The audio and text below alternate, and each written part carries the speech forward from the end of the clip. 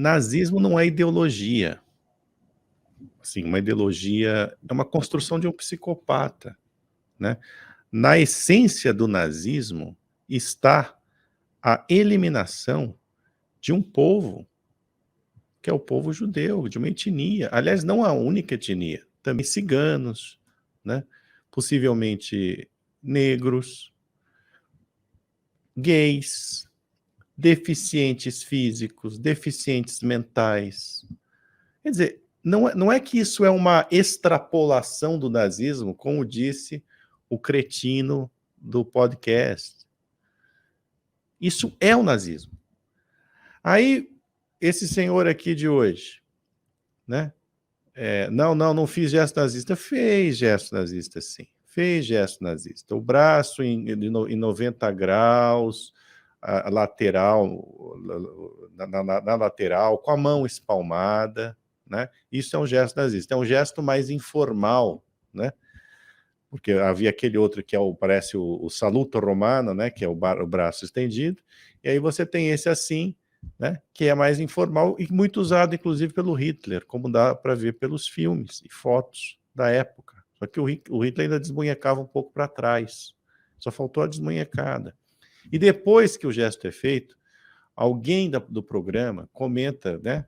Comenta que ele fala alguma coisa, fica assombrado com aquilo, e ele dá uma risadinha, né? E aí, na argumentação desse senhor, como também a gente lê nos comentários, lê nas redes sociais, mas o comunismo matou 100 milhões. Bom, senhores, vamos lá.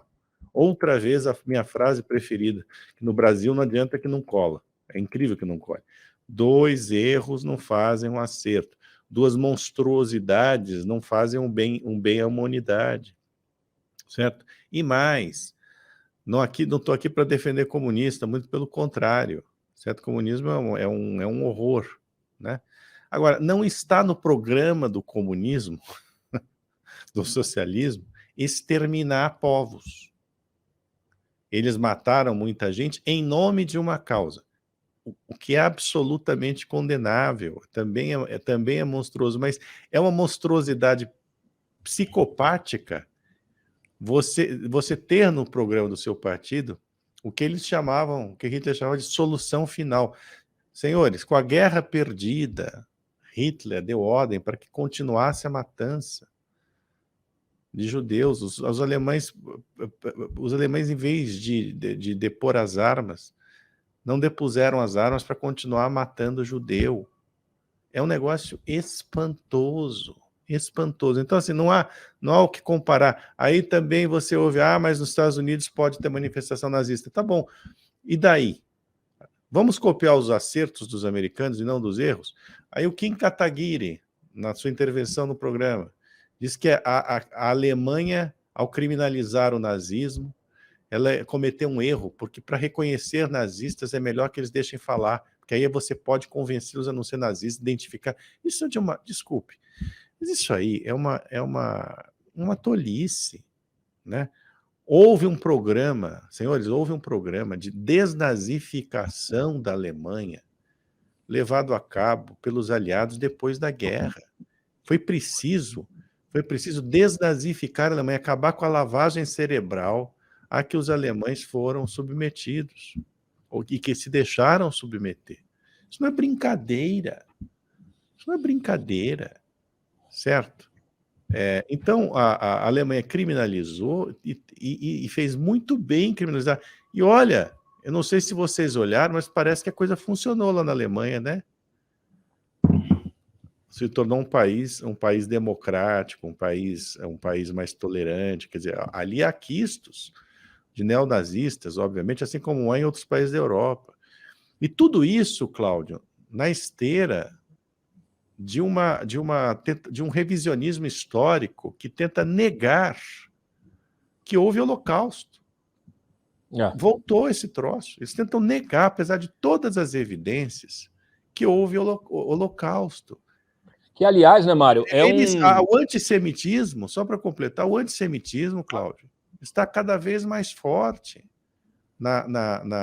nos países da Europa. Na França, por exemplo, volta e meia violam cemitérios judaicos, com inscrições nazistas, com suástica inscrita nos túmulos. Isso é um espanto, você entende?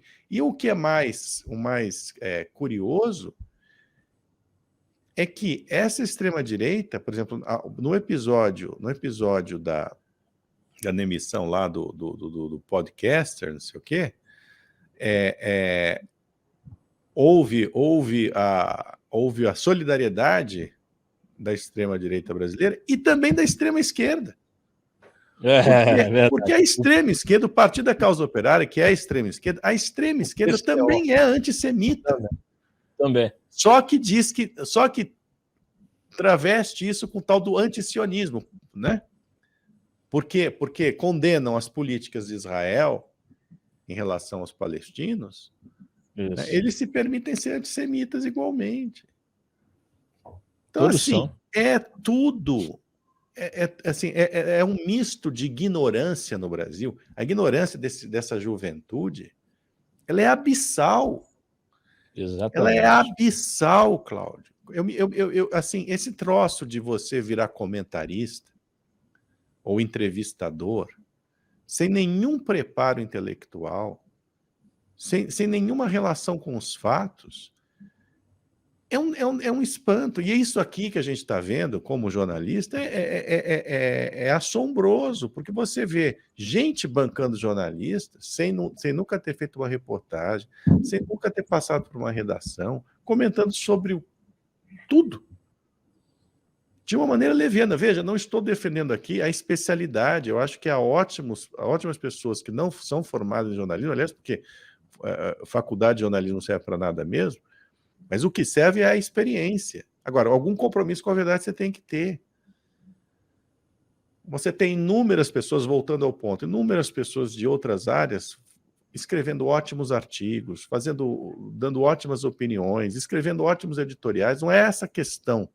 É que é preciso ter alguma vivência, seja no seu campo, seja no jornalismo, que é o campo das generalidades.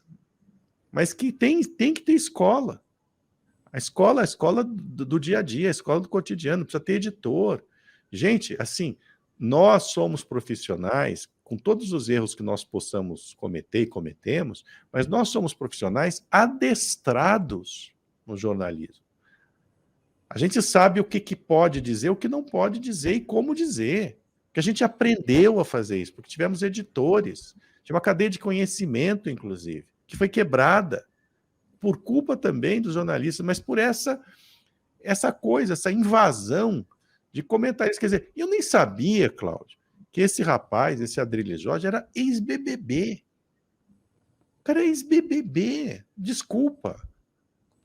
Como assim? O cara é ex-BBB e vira comentarista político numa grande rádio? Mas e culpa também dos veículos de comunicação, que passam a abrir espaço para essa gente por causa de audiência. Por causa de audiência, por causa de clique. Então, olha aqui, fique claro aqui para vocês que o antagonista não vai ficar atrás de clique. Não vai ficar atrás de clique. Se serão poucos os nossos leitores, espectadores, que sejam poucos e bons. A gente não vai fazer. Veja, isso não tem nada a ver com opinião. É questão de princípio. As pessoas podem ter a opinião que quiserem. Ninguém está aqui para censurar a opinião. Agora, algumas coisas não são questão de opinião. Nazismo não é uma ideologia, é uma barbaridade. E esses idiotas úteis, eles permitem o revisionismo histórico, né? Sem dúvida, porque quando você abre caminho, é esse o ponto. Quando você abre caminho para que haja um partido nazista ou que opiniões nazistas possam ser expressas livremente, você abre caminho para o convencimento de gente suscetível a esse tipo de picaretagem, de doutrinação. Então não dá. Ah, mas Partido Comunista, senhores, volto a dizer, o comunismo é um sistema que não deu certo, é um sistema que matou, assim como o colonialismo, o imperialismo, certo? Só que, no caso do comunismo, eu não estou aqui defendendo o comunismo, estou falando de um fato. Gente, eu não estou dando uma opinião minha, certo? É uma opinião consagrada na filosofia. E não é filosofia de esquerda, certo? Comunismo, com todas as barbaridades que perpetrou e perpetrou muitas e continua a perpetrar, ela não tem no seu âmago a destruição de um povo. Só o nazismo tem isso. Ele é intrinsecamente mal, ele não se tornou o mal, ele é intrinsecamente mal, ele é o mal.